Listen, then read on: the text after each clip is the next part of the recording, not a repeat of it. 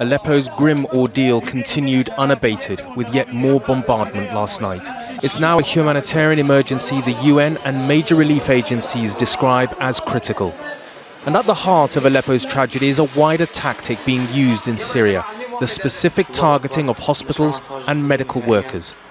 7, including maternity facilities, have been bombed in the city this week alone.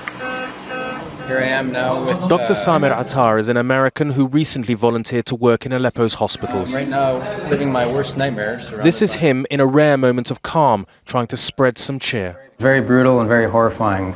The images never leave you. They scar you. You see children with intestines spilling out of their belly, children with their skulls blown open with exposed brains, people missing limbs after shopping at a market. There are only 35 doctors left in eastern Aleppo, home to 300,000 people. Dr. Attar describes a horrific situation for both civilians and those meant to treat them.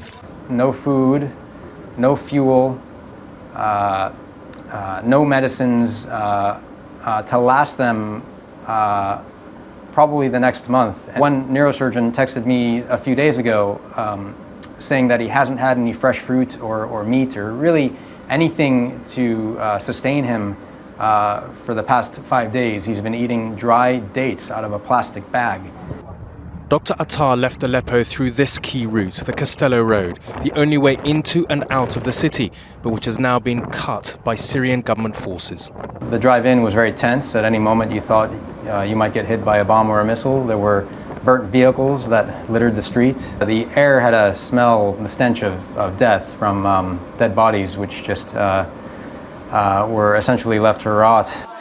Whilst Dr. Attar was able to leave, his Syrian counterparts don't have that luxury and remain, as one doctor in Aleppo told me, trapped under constant fire. We need to make the regime stop targeting the hospitals and the health facilities.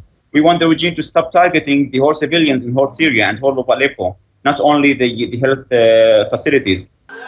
The targeting of health facilities is a war crime under international law, but nothing and nobody has been able to stop the practice in Syria. What hope then of safe humanitarian corridors being opened for the trapped people of Aleppo? Ragiomar, News at 10.